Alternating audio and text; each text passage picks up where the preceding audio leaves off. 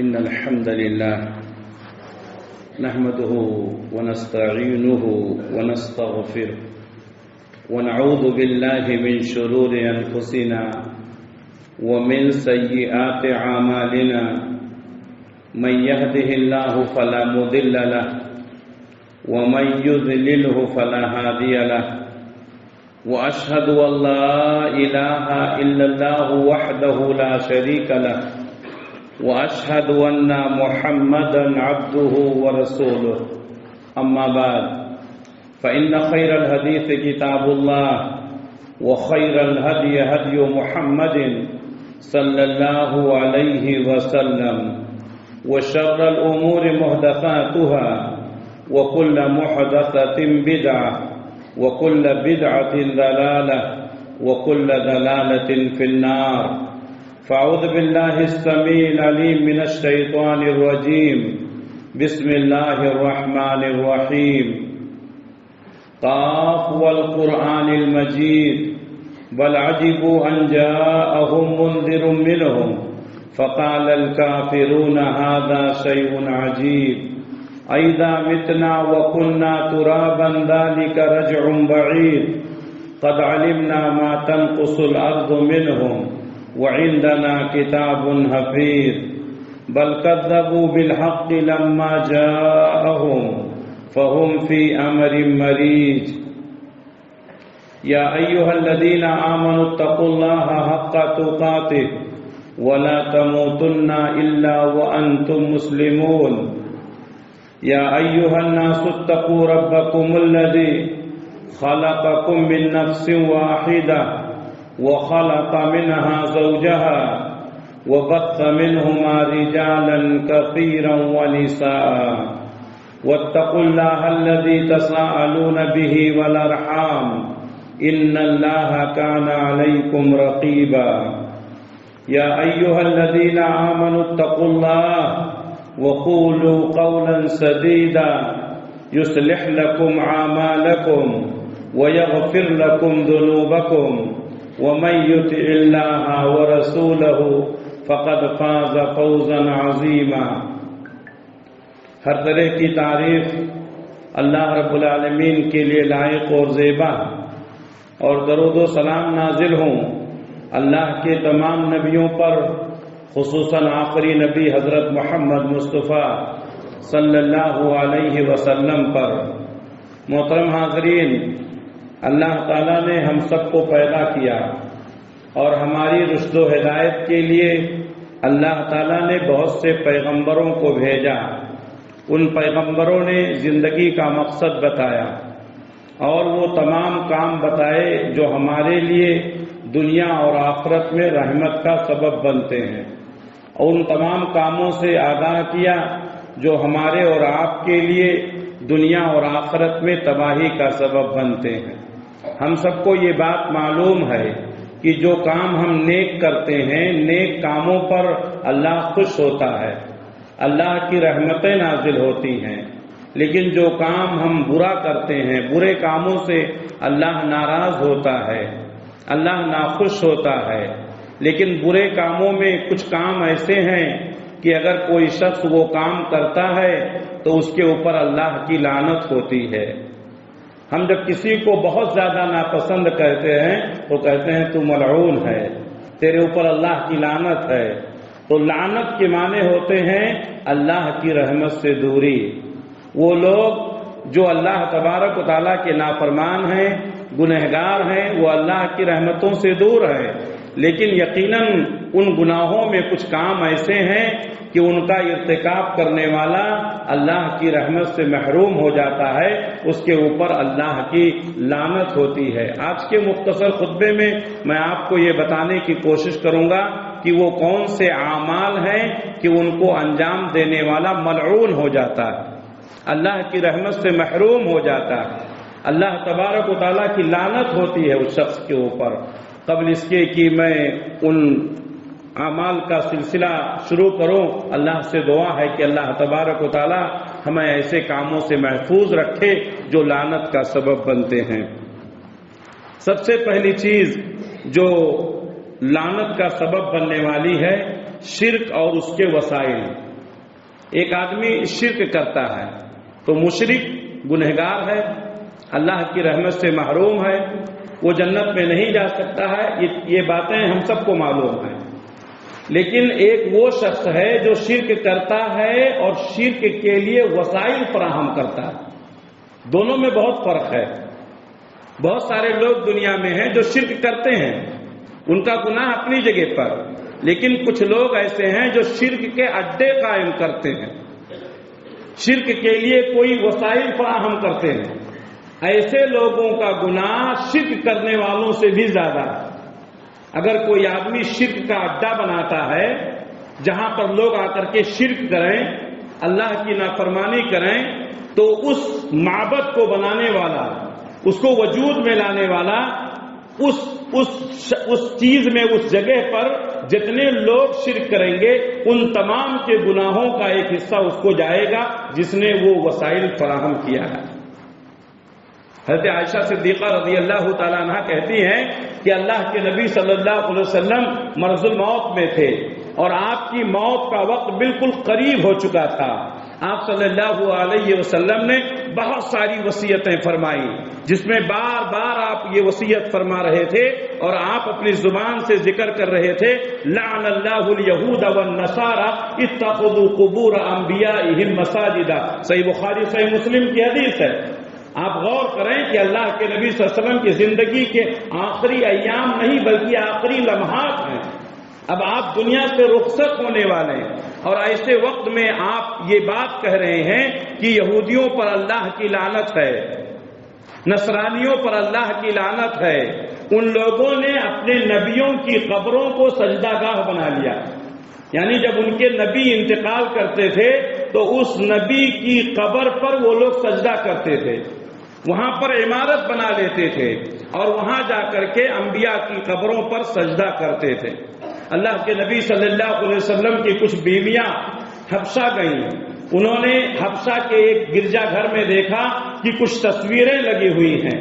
اللہ کے نبی صلی اللہ علیہ وسلم کے پاس آئیں اور عرض کیا کہ اے اللہ کے رسول، ہم حبشہ کے ایک گرجا گھر میں گئے تھے، وہاں ہم نے دیکھا کہ کچھ انبیاء کی تصویریں لگی ہوئی ہیں، کچھ اچھے لوگوں کی تصویریں لگی ہوئی ہیں۔ تو ہمارے نبی نے فرمایا، دنیا میں سب سے بدبخت انسان وہ ہے کہ اپنے بزرگوں کو مرنے کے بعد وہ قبر بنا لے، اپنے بزرگوں کی قبر بنا کر کے ان کی عبادت کرنے لگے۔ یہ لوگ دنیا کے سب سے ملعون ہیں۔ جب ان کا کوئی نبی، ان کا کوئی بزرگ مر جاتا تھا تو اس کی قبر پر یہ لوگ عمارت تعمیر کر لیتے تھے اور اس کی عبادت کرتے تھے۔ میں آپ کو یہ بتاتے چلوں کہ قبر پرستی کی اور بت پرستی کی ابتدا کب سے ہوئی۔ اللہ تعالیٰ نے حضرت آدم کو پیدا کیا، جنت سے نکالا، دنیا میں اتارا، اس وقت یہ گناہ نہیں تھا، بہت سارے گناہ تھے، قتل کا تھا، حسد کا تھا، تکبر کا تھا، نفرت کا تھا، یہ سب گناہ تھے، لیکن شرک نہیں پایا جاتا تھا۔ کافی دنوں تک، کئی عرصوں تک، کئی صدی تک شرک نہیں پایا جاتا تھا۔ سب سے پہلے شرک کی ابتدا حضرت نوح علیہ السلام کے زمانے سے ہوئی، اور وہ بھی کیسی ہوئی؟ عقیدت کی بنیاد پر۔ حضرت نوح علیہ السلام کے زمانے میں 5 لوگ تھے، بڑے اللہ والے تھے، بڑے بزرگ تھے، بڑے نیک تھے۔ جب ان کا انتقال ہو گیا لوگ ان کو یاد کرتے تھے، شیطان نے ان کی عقیدت کا فائدہ اٹھایا اور لوگوں کو مس گائیڈ کیا، کہا اتنے بڑے بڑے لوگ، اتنے اچھے لوگ دنیا سے گزر گئے اور تم لوگوں نے ان کو بھلا دیا، کتنی بڑی ناشکری ہے۔ پھر کیا کیا؟ ان گزرے ہوئے لوگوں کے نام پر لوگوں کو اکٹھا کرنے لگا، لوگ ان کے نام پر اکٹھا ہوتے تھے، ان کو یاد کرتے تھے اور اس طریقے سے ان کے نام پر مجلسیں سجاتے تھے۔ پھر دھیرے دھیرے ان بزرگوں کی تصویریں بنائی گئیں، پھر ان بزرگوں کے اسٹیچو بنائے گئے۔ یہیں سے بت پرستی کی ابتدا ہوئی، یہیں سے قبر پرستی کی ابتدا ہوئی۔ اب جس شکل میں ہو، زمین کے اندر اگر ہے تو اس کو بت پرستی کہتے ہیں، قبر پرستی کہتے ہیں، زمین کے اوپر ہے، اسٹیچو وغیرہ بنا ہے تو اس کو بت پرستی کہتے ہیں، لیکن شکل دونوں کی ایک ہی ہے۔ عمل دونوں کا ایک ہی ہے. یہ پوائنٹ ہے جو ہم کو سمجھنے کی ضرورت ہے. یہیں سے قبر پرستی کی ابتدا ہوئی, یہیں سے بت پرستی کی ابتدا ہوئی. ود, یغوث, یعوق, نصر, سواع, یہ 5 لوگ تھے. ان کے نام پر لوگوں کو گمراہ کیا گیا, ان کے نام پر اسٹیچو بنایا گیا. یہاں سے لوگوں نے قبر پرستی اور بت پرستی شروع کی. آج بھی یہ 5 کا مسئلہ موجود ہے. اس زمانے میں نوح علیہ السلام کے زمانے میں صدیاں گزر گئی, لوگ 5 لوگوں کو یاد کرتے تھے. آج بھی امت کے اندر 5 لوگوں کو یاد کرنے والے ہیں جس کو پنجتن کہتے ہیں. آپ کو یہ مسئلہ سمجھنے کی ضرورت ہے. شیطان کس قدر انسان کو گمراہ کرتا ہے. کہتا ہے پنجتن پاک, یعنی 5 لوگ ایسے ہیں جو پاک ہیں, باقی سب ناپاک ہیں. وہ پنجتن کون ہیں؟ اللہ کے نبی صلی اللہ علیہ وسلم, آپ کی بیٹی حضرت فاطمہ رضی اللہ تعالیٰ عنہ, آپ کے دونوں نواسے حضرت حسن اور حسین رضی اللہ تعالیٰ عنہما, اور آپ کے داماد حضرت علی رضی اللہ تعالیٰ عنہ. یہ 5 ہیں جو پنجتن ہیں. انہی کے نام پر پنجے بیٹھائے جاتے ہیں, انہی کے نام پر نظر و نیاز کیا جاتا ہے, اور انہی کے ناموں کی دہائی دی جاتی ہے.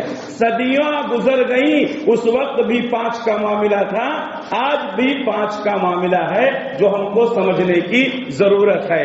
ایک وہ شخص ہے جو شرک کرتا ہے, اور ایک وہ شخص جو شرک کے اڈے فراہم کرتا ہے تاکہ لوگ جا کر کے وہاں شرک کریں. دونوں میں بہت فرق ہے. مشرک جنت سے محروم ہو جائے گا, لیکن شرک کے اڈے بنانے والے ان تمام مشرکین کے گناہوں کا ایک حصہ ان کے پاس ضرور جائے گا, ان کے حصے میں ضرور جائے گا. تو وہ لوگ جو شرک کے لیے موقع فراہم کرتے ہیں, جگہ فراہم کرتے ہیں, وہ ملعون ہیں. آج بھی امت کا ایک بڑا طبقہ ہے, جب ان کا کوئی بزرگ انتقال کر جاتا ہے تو اس کی قبر پر وہ مزار بنا لیتے ہیں. وہی معاملہ جو ہے نوح علیہ السلام کے زمانے میں تھا.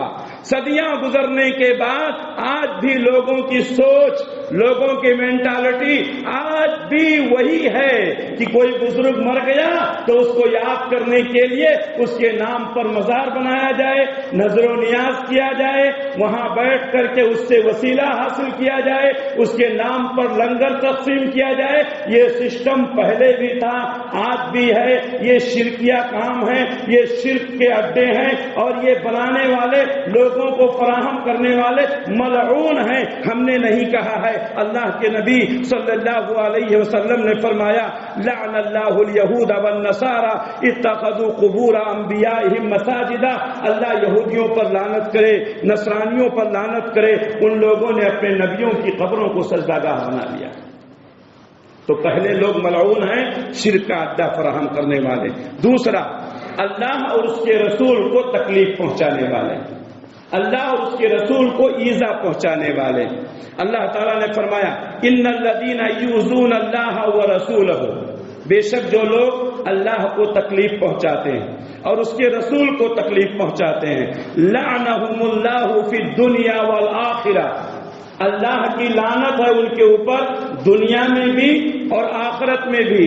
وَأَعَدَّ لَهُمْ عَذَابًا مُهِينًا, اور اللہ نے ان کے لیے رسوا کن عذاب تیار کر رکھا ہے. یہ سورہ احزاب کی آیت ہے. اللہ اور اس کے رسول کو تکلیف پہنچانے والے ملعون ہیں. سورہ احزاب. اللہ کو کوئی تکلیف پہنچا سکتا ہے؟ اللہ ہمارے تصور سے ماورا ہے, ہم اللہ کو کیا تکلیف پہنچا سکتے ہیں؟ لیکن ہماری زبان سے ایسا جملہ نکلتا, ہماری حرکتوں سے اللہ ناراض ہوتا, یہ ہے اللہ کو تکلیف پہنچانا. اس کی مختلف شکلیں ہیں. مثال کے طور پر کچھ لوگ ہیں جو اللہ کے لیے اولاد قرار دیتے ہیں کہ اللہ کی اولاد ہے. عیسائی کہتے ہیں کہ عیسیٰ علیہ السلام اللہ کے بیٹے ہیں. یہودی کہتے ہیں عزیر اللہ کے بیٹے ہیں. اس سے بڑا گناہ اور کیا ہوگا کہ اللہ کا بیٹا قرار دیا جائے, جبکہ اللہ نے فرمایا قل هو اللہ احد اللہ الصمد لم یلد ولم یولد ولم یکن له کفوا احد. اللہ کا نہ کوئی بیٹا ہے, اللہ کا نہ کوئی بیٹی ہے, اللہ تبارک و تعالیٰ کی نہ کوئی بیوی ہے, اللہ اکیلا ہے. اللہ اکیلا ہے. اللہ کا بیٹا قرار دینا، اللہ کی بیٹی لوگ فرشتوں کو اللہ کی بیٹیاں کہتے ہیں، تو اللہ کی اولاد قرار دینا یہ اللہ کو تکلیف پہنچانا ہے، ایسے لوگ ملعون ہیں۔ اسی طریقے سے اللہ تبارک و تعالیٰ کی عبادت میں کسی کو شریک کرنا، جو کام اللہ نے اپنے لیے خاص کیا ہے، سر جھکانا، رکوع کرنا، سجدہ کرنا، نظر و نیاز کرنا، قربانیاں کرنا، مصیبتوں پریشانیوں میں اللہ کو پکارنا، یہ اللہ کے لیے خاص ہے۔ اگر اللہ کے علاوہ کسی اور کے لیے کیا جائے تو اللہ ناراض ہوتا ہے۔ یہ ہے اللہ کو تکلیف پہنچانا۔ اسی طریقے سے اللہ کو تکلیف پہنچانے کا ایک طریقہ یہ ہے جو بہت سارے لوگ انجانے میں کرتے ہیں، کہتے ہیں بہت خراب زمانہ گزر رہا ہے، کہتے ہیں نا، ہمارے لوگ بھی کہتے ہیں بہت خراب زمانہ آ گیا۔ اللہ کے نبی صلی اللہ علیہ وسلم نے فرمایا کہ اللہ تعالیٰ فرماتا ہے لوگوں زمانے کو برا بھلا نہ کہو، اللہ زمانہ ہے، اللہ زمانے کو بدلتا ہے، یہ رات، یہ دن، یہ سورج، یہ چاند، یہ لیل و نہار، یہ زندگی کا اتار اور چڑھاؤ، یہ کس کے ہاتھ میں ہے؟ اللہ کے ہاتھ میں ہے۔ یہی دن پہلے بھی تھا، یہی دن آج بھی ہے، یہی راتیں پہلے تھیں، یہی راتیں آج بھی ہیں، یہی مہینے پہلے بھی تھے، وہی مہینے آج بھی ہیں۔ زمانے کو برا بھلا کہنا، اللہ کو برا بھلا کہنا، اگر حالات بدل گئے ہیں تو ہماری بدعمالیوں کی وجہ سے، زمانے کو برا بھلا کہنے کے بجائے اپنے اعمال کی طرف توجہ دیں۔ جب ہمارے اعمال درست ہوں گے حالات درست ہوں گے، جب ہمارے اعمال خراب ہوں گے حالات خراب ہوں گے۔ بدعمالیوں کی وجہ سے حالات بدل گئے ہیں، سورج، چاند، ستارے، زمین، آسمان آج بھی وہی ہیں، قیامت تک یہی رہیں گی۔ زمانے کو برا بھلا کہنا یہ اللہ کو تکلیف پہنچانا ہے، جو بہت سارے لوگ کرتے ہیں۔ نبی صلی اللہ علیہ وسلم کو تکلیف پہنچانا، آپ صلی اللہ علیہ وسلم کے بارے میں لوگ کہتے تھے کان کے کچے ہیں، کوئی کچھ کہہ دیا تو نبی کو تکلیف ہوتی تھی۔ نبی کے بارے میں اس طرح کا جملہ کہنا، اللہ کے نبی صلی اللہ علیہ وسلم ایک بار مال غنیمت تقسیم کر رہے تھے، آپ نے نئے مسلمانوں کو، جو کمزور تھے، نئے مسلمان تھے، مال غنیمت کا ایک حصہ ان کو دے دیا۔ منافقین نے کہا کہ آپ نے ناانصافی کی ہے، اللہ کے نبی کو تکلیف ہوئی۔ پیارے نبی صلی اللہ علیہ وسلم نے فرمایا اللہ موسیٰ پر رحم کرے، موسیٰ کو اس سے بھی زیادہ تکلیف پہنچائی گئی۔ نبی کے بارے میں اس طرح کی بات کہنا کہ آپ انصاف کیجئے، آپ ناانصافی کرتے ہیں، یہ نبی کو تکلیف پہنچانا ہے۔ نبی کا کلمہ پڑھنے والے، نبی پر ایمان لانے والے، نبی صلی اللہ علیہ وسلم کی سنتوں کے ہوتے ہوئے دوسروں کی باتوں پر عمل کرتے ہیں، یہ نبی کو تکلیف پہنچانا ہے۔ کلمہ نبی کا پڑھتے ہیں، لا الہ الا اللہ محمد رسول اللہ، عمل کس کی کرتے ہیں؟ اپنے اماموں کی، نبی کو تکلیف پہنچانا ہے۔ ایسے لوگ جو اللہ اور اس کے رسول کو تکلیف پہنچاتے ہیں ان کے اوپر اللہ کی لعنت ہے، دنیا میں بھی آخرت میں بھی اللہ نے ان کے لیے رسوا کن عذاب تیار کر رکھا ہے۔ سورہ احزاب پڑھ لیجئے۔ اسی طریقے سے لعنت کا ایک سبب ہے واضح دلائل اور ہدایت کے واضح ہونے کے بعد اس کو چھپانا۔ اہل کتاب کیا کرتے تھے؟ لوگوں کو اپنی باتیں بتاتے تھے۔ اللہ نے تورات میں جو باتیں بتائی ہیں، انجیل میں جو باتیں بتائی ہیں، وہ نہیں بتاتے تھے، اپنی طرف سے بتاتے تھے، اللہ کی باتوں کو چھپاتے تھے۔ ایسے لوگوں پر اللہ نے لعنت بھیجی۔ اللہ نے فرمایا ان الذین یکتمون ما انزلنا من البینات والہدی، بے شک جو لوگ چھپاتے ہیں اس بات کو جو ہم نے نازل کیا، من البینات والہدی، دلائل کی بنیاد پر اور ہدایت کی بنیاد پر، دلائل اور ہدایت کو جو ہم نے نازل کیا ہے لوگ چھپاتے ہیں۔ من بعد ما بیناہ للناس فی الکتاب، اس کے باوجود کہ ہم نے اس کو کتاب میں واضح طور پر بیان کر دیا ہے۔ اللہ نے کتاب میں بیان کر دیا ہے، بجائے اس کے کہ ہم اپنی بات کریں، اللہ کی باتیں لوگوں کو بتائیں، نبی کی باتیں لوگوں کو بتائیں۔ اللہ کی کتاب رکھ کر کے دوسروں کی کتابیں پڑھ رہے ہیں، نبی کی کتاب رکھ کر کے دوسروں کی کتابیں پڑھ رہے ہیں، اللہ اور اس کے رسول کی صحیح بات لوگوں کو نہیں بتا رہے ہیں۔ اللہ تعالیٰ نے فرمایا کہ جو لوگ اس بات کو چھپاتے ہیں جو ہم نے بینات اور ہدا کو نازل کیا ہے، واضح ہونے کے باوجود جبکہ ہم نے لوگوں کے لیے واضح کر دیا ہے کتاب میں، اولئک یلعنہم اللہ، یہ وہ لوگ ہیں جن کے اوپر اللہ کی لعنت ہے، وَيَلْعَنُهُمُ اللَّاعِنُونَ، اور لعنت کرنے والوں کی لعنت ہے۔ یہ آیت آپ کو سورہ بقرہ میں ملے گی۔ تو اللہ کی باتوں کو چھپانا، یہاں میں منبر رسول سے انتہائی ذمہ داری کے ساتھ یہ بات کہنا چاہتا ہوں، اگر قرآن اور حدیث کی صحیح بات لوگوں کی بتائی جائے تو سارے لوگ اہل حدیث ہو جائیں گے۔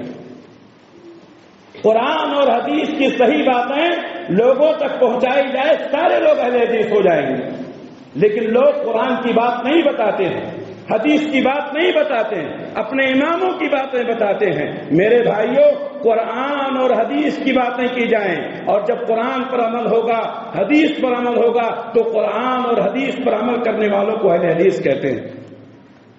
جو کام اہل کتاب کرتے تھے، قرآن کی باتیں نہیں بتاتے تھے، تورات اور انجیل کی باتیں نہیں بتاتے تھے، وہ کام اب اس امت کے علماء کر رہے ہیں، اس امت کے علماء کر رہے ہیں۔ قرآن کی تعلیم دو، قرآن بتاؤ، حدیث بتاؤ، دین قرآن میں ہے، دین حدیث میں ہے۔ قرآن اور حدیث کو چھوڑ کر کے اماموں کی باتیں کرو گے، اصلاح کبھی نہیں ہو سکتی ہے۔ میرے بھائیوں، اللہ نے قرآن نازل کیا ہے، اللہ نے حدیث نازل کیا ہے، قرآن اور حدیث میں دین ہے، قرآن اور حدیث سے ہٹ کر کے کوئی دین نہیں ہے۔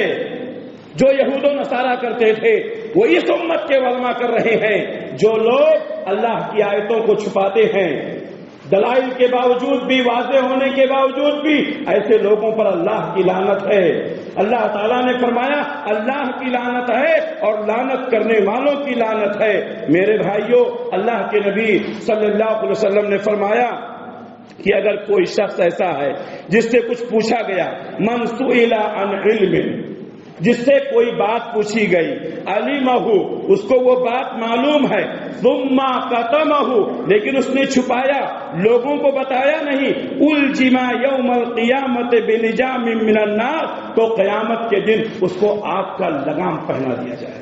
امت کے علماء کو ڈرنا چاہیے، امت کے علماء کو ڈرنا چاہیے کہ ہم نبی کی باتوں کو چھپائیں گے، قرآن کی باتوں کو چھپائیں گے، یہ زبان جو قینچی کی طرح چلتی ہے، قیامت کے دن اللہ تعالیٰ آگ کا لگام پہنا دے گا، پوری دنیا دیکھے گی، اللہ کہے گا یہ وہ شخص ہے جو اپنی باتیں کیا کرتا تھا، نبی کی بات کو چھپایا کرتا تھا، قرآن کی بات کو چھپایا کرتا تھا۔ میرے بھائیوں، وقت کا تقاضا ہے قرآن اور حدیث لوگوں کو بتایا جائے، اللہ اور اس کے رسول کے فرمودات بتائے جائیں، یہیں سے امتوں کی اصلاح ہوتی ہے، یہیں سے امتوں کے اندر انقلاب پیدا ہوتا ہے، یہیں سے امت کے لوگ قرآن و حدیث سے جڑتے ہیں۔ قرآن اور حدیث کو چھوڑ کر کے میری تیری باتیں کریں گے، لوگ گمراہیوں میں پڑے رہیں گے۔ افسوس ہوتا ہے ایسے لوگوں پر جو صاحب جبہ و دستار ہیں، جن کو لوگ مفتی سمجھتے ہیں، جن کو لوگ علامہ سمجھتے ہیں، قرآن کی بات نہیں کرتے ہیں، حدیث کی بات نہیں کرتے ہیں، اپنی باتیں کرتے ہیں۔ اللہ ان سب کو ہدایت نصیب فرمائے۔ چوتھی بات، چوتھا عمل جس پر اللہ تبارک و تعالیٰ کی لعنت ہوتی ہے، کفر پر موت ہو جانا، کفر پر موت ہو جانا۔ کفر پر موت ہونا دو طرح سے ہے، ایک وہ شخص جس کے پاس توحید آئی، بتانے والے آئے، سمجھانے والے آئے، لیکن اس نے توحید کو قبول نہیں کیا، جیسا پہلی امتوں میں گزر چکا ہے۔ نبیوں نے توحید کی بات بتائی، اللہ کی بات بتائی، لوگوں نے نہیں مانا، جو مانے ان کو ایمان کی موت ہوئی، جو نہیں مانے ان کو کفر کی موت ہوئی۔ تو کفر پر موت ہونا یہ کیا ہے؟ لعنت کا سبب ہے۔ اور کفر پر موت ہونے کا ایک طریقہ یہ ہے کہ آدمی مسلمان تو ہو گیا تھا، لیکن کچھ دنوں کے بعد کسی وجہ سے وہ اسلام سے مرتد ہو گیا۔ جیسا کہ ہم دیکھ رہے ہیں، پہلے زمانے میں بھی لوگ تھے، ہمارے زمانے میں بھی ہیں، ہمارے ملک میں بھی بہت سارے لوگ ہیں جن کو ہم جانتے ہیں، ناموں کے ساتھ جانتے ہیں، ان کے کاموں کے ساتھ جانتے ہیں۔ اللہ ان کو ہدایت نصیب فرمائے۔ ان کے نام بھی ہمیں معلوم ہیں، ان کے کام بھی ہمیں معلوم ہیں۔ ایسے لوگ جو اسلام قبول کرنے کے بعد پھر ارتداد کے شکار ہو جائیں، اور ان کی موت کفر پر ہو، اللہ تبارک و تعالیٰ کی لعنت ہوتی ہے ان کے اوپر۔ اللہ تعالیٰ نے فرمایا سورہ بقرہ میں ہے، ان الذین کفروا، بے شک جن لوگوں نے کفر کیا، وہ ماتو اور مر گئے، وہم کفار اور وہ کافر ہی تھے، یعنی کفر کی حالت میں زندگی گزاری اور کفر کی حالت میں موت ہوئی۔ اولئک علیہم لعنت اللہ، یہ ایسے لوگ ہیں جن کے اوپر اللہ کی لعنت ہے، والملائکہ اور فرشتوں کی لعنت ہے، والناس اجمعین اور تمام لوگوں کی لعنت ہے۔ کفر کی زندگی گزارنے والا، کفر کی موت مرنے والا ملعون ہے، اللہ کی رحمت سے محروم ہے۔ اللہ نے فرمایا کہ جو شخص حالت کفر میں مر گیا، اولئک علیہم لعنت اللہ، ایسے لوگوں کے اوپر اللہ کی لعنت ہے، والملائکۃ فرشتوں کی لعنت ہے، والناس اجمعین تمام لوگوں کی لعنت ہے، خالدین فیہا، وہ ہمیشہ اسی لعنت میں رہیں گے، لا یخفف عنہم العذاب، ان کے عذاب کو کم نہیں کیا جائے گا، ان کے عذاب کو ہلکا نہیں کیا جائے گا، ولا هم ينظرون، اور ان کو مہلت بھی نہیں دی جائے گی، ان کو ڈھیل بھی نہیں دیا جائے گا۔ میرے بھائیوں، اسلام کی زندگی جیو، ایمان کی زندگی جیو، اسلام اور ایمان کی زندگی جیو گے، موت بھی اسلامی ہوگی، موت بھی ایمانی ہوگی۔ اگر اسلام سے ہٹ کر کے ایمان سے دور ہو کے زندگی گزارو گے، کوئی گارنٹی نہیں ہے موت کس حالت میں آئے گی۔ تو وہ لوگ جو کفر کی حالت میں مرتے ہیں، کفر کی حالت میں زندگی گزارتے ہیں، وہ ایسے لوگ ہیں جن کے اوپر اللہ کی لعنت ہے، فرشتوں کی لعنت ہے، تمام لوگوں کی لعنت ہے، خالدین فیہا، ہمیشہ جہنم میں رہیں گے، لا یخفف عنہم العذاب، ان سے عذاب کو ہلکا نہیں کیا جائے گا، ولا هم ینظرون، اور ان کے عذاب کو کم نہیں کیا جائے گا، ڈھیلا نہیں کیا جائے گا۔ اسی طریقے سے پانچواں عمل جو لعنت کا سبب بنتا ہے، جس سے ہم اور آپ کو بچنا ضروری ہے، پانچواں کام جو ہے برائی سے نہ روکنا۔ ایک تو ہوتا ہے کہ برائی کرنا گناہ ہے، لیکن ہمارے سامنے کوئی برائی کر رہا ہے اور ہم روکتے بھی نہیں ہیں تو یہ بھی گناہ ہے، گناہ نہیں بلکہ لعنت کا سبب ہے۔ اللہ ہم سب کو ہدایت نصیب فرمائے۔ ہمارے سامنے دیکھتے ہیں کہ لوگ برائیاں کرتے ہیں، لیکن ہمیں روکنے کی ہمت نہیں ہوتی ہے، کیوں؟ ہماری دوستی میں دراڑ آ جائے گا، ہمارے رشتوں میں دراڑ آ جائے گا۔ ایسی دوستی کس کام کی جو ہم کو جہنمی بنا دے؟ ایسی رشتہ داری کس کام کی جو ہمیں لعنت کا موجب بنا دے؟ دوستی اپنی جگہ پر، رشتہ داری اپنی جگہ پر، دین کے معاملے میں کوئی کمپرومائز نہیں ہے، یہ اہل حدیث کا عقیدہ ہے، دین کے معاملے میں کمپرومائز نہیں کیا جائے گا۔ غلط ہے تو غلط ہے، ڈنکے کی چوٹ پر کہنا چاہیے غلط ہے، کہنے کا سلیقہ درست ہونا چاہیے، کہنے کا طریقہ صحیح ہونا چاہیے، کیونکہ جو بات سلیقے سے کہی جاتی ہے لوگ اس کو سنتے ہیں، مانتے ہیں، اللہ کی توفیق ہوئی تو قبول بھی کرتے ہیں، لیکن جو بات سلیقے سے نہیں کی جاتی ہے لوگ اس بات کو نہیں سنتے، نہیں مانتے، نہیں قبول کرتے۔ تو وہ لوگ جو برائی کو دیکھتے ہیں اس کے باوجود بھی منع نہیں کرتے ہیں، ان لوگوں کے اوپر بھی اللہ کی لعنت ہے۔ اللہ تعالی نے فرمایا، سورہ مائدہ کی آیت ہے، اللہ نے فرمایا لعن الذین کفروا من بنی اسرائیل علی لسان داؤد و عیسی ابن مریم، اللہ تعالیٰ نے لعنت کی، لعنت بھیجی گئی ان لوگوں پر جن لوگوں نے کفر کیا، من بنی اسرائیل، بنی اسرائیل کے لوگوں پر، علی لسان داؤد و عیسی ابن مریم، حضرت داؤد علیہ السلام کی زبان پر ان کے اوپر لعنت بھیجی گئی، عیسیٰ ابن مریم کی زبان سے ان کے اوپر لعنت بھیجی گئی، کیوں؟ ان کے کفر کی وجہ سے، اور کیوں؟ ذالک بما عصوا، ان کی نافرمانیوں کی وجہ سے، وَكَانُوا يَعْتَدُونَ، اور وہ لوگ سرکشی کرتے تھے، حد سے تجاوز کرتے تھے، اللہ اس کے رسول کے حکم کو نہیں مانتے تھے، داؤد کی زبان سے لعنت بھیجی گئی، عیسیٰ ابن مریم کی زبان سے لعنت بھیجی گئی۔ کانوا لا یتناہون عن منکر، یہ لوگ منکر سے لوگوں کو روکتے نہیں تھے، فعلوہ وہ خود کرتے تھے اور جو وہ لوگ کرتے تھے ان سے روکتے نہیں تھے، لبئس ما کانوا یفعلون، یہ کتنا برا کام کرتے ہیں۔ معلوم یہ ہوا کہ منکر سے نہ روکنے والے بھی ملعون ہیں۔ منکر کسے کہتے ہیں؟ منکر کیا ہے؟ منکر وہ کام جو اللہ اور اس کے رسول کے حکم کے خلاف ہے، وہ کام جو اللہ اور اس کے رسول کے حکم کے خلاف ہے وہ منکر ہے۔ ہمارے سامنے کوئی کام کرتا ہے وہ اللہ اور اس کے رسول کے حکم کے خلاف ہے تو ہمیں اس کو منع کرنا چاہیے، ہمیں ٹوکنا چاہیے۔ اللہ نے بھی یہی بات کہی ہے، نبی نے بھی یہی بات۔ نبی صلی اللہ علیہ وسلم نے کیا فرمایا؟ من رأى منکم منکرا فلیغیرہ بیدہ، تم میں سے کوئی شخص منکر کام دیکھے تو اس کو اپنے ہاتھ سے روک دے، فإن لم يستطع فبلسانہ، ہاتھ سے نہیں روک سکتا ہے تو کیا کرے؟ زبان سے روک دے، وإن لم يستطع فبقلبہ، اور اگر زبان سے بھی نہیں روک سکتا ہے تو اس کو دل میں برا سمجھے، وذالک اضعف الایمان، یہ سب سے کمزور ایمان۔ اضعف یہ اسم تفضیل کا صیغہ ہے، اضعف سب سے کمزور، اس سے کمزور کوئی چیز دنیا میں ہے ہی نہیں۔ یعنی جو برائی کو برائی بھی نہیں سمجھتا ہے تو اس کا مطلب اب اس کے دل میں ایمان نہیں ہے۔ زبان سے منع کرنا ہے، ہاتھ سے روکنا ہے، کم سے کم دل میں برا سمجھنا ہے کہ جب موقع ملے گا اس کو ضرور ٹوکیں گے۔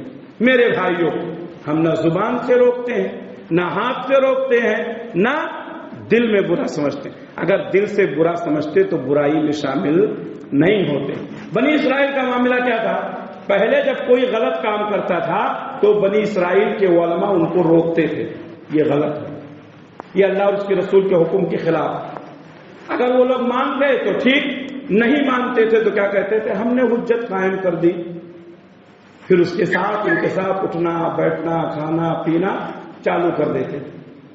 لعنت بھیجی گئی ان لوگوں کے اوپر، ملعون قرار دیا گیا ان لوگوں کے اوپر۔ غلط کو غلط کہو، غلط لوگوں کا ساتھ نہ دو۔ اس غلطی کے معاملے میں اللہ کے نبی صلی اللہ علیہ وسلم نے بھی یہی بات کہی اور اللہ تعالیٰ نے بھی یہی بات کہی کہ جو لوگ منکر کو دیکھتے ہیں اس کے باوجود اس کو منع نہیں کرتے ہیں تو وہ لوگ ایسے ہیں کہ ان کے اوپر اللہ کی لعنت ہے۔ اللہ تبارک و تعالی ہم سب کو صحیح بات لوگوں تک پہنچانے کی توفیق عنایت فرمائے اور لعنت کے کاموں سے اللہ ہم سب کی حفاظت فرمائے۔